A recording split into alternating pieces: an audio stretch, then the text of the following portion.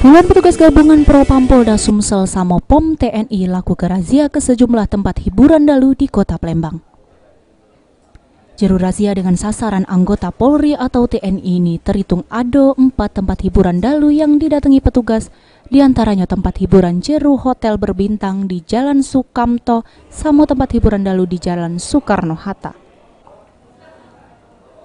Namun razia dewek diduga bocor karena banyak ditemukan tempat hiburan dalu sudem sepi. Bahkan banyak ruang karaoke terselek kosong sehingga di akhir kegiatan petugas tidak berhasil aman ke anggota Polri atau TNI yang lagi nikmati tempat hiburan dalu.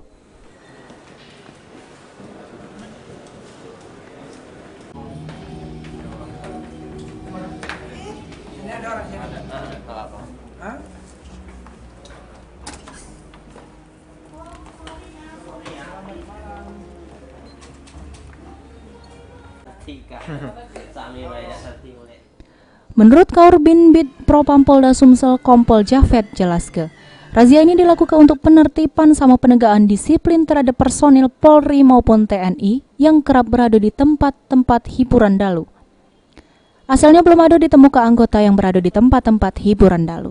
Penertiban kepada personil baik TNI maupun Polri yang memasuki tempat hiburan tanpa izin, sekaligus bagi oknum-oknum yang menggunakan narkoba.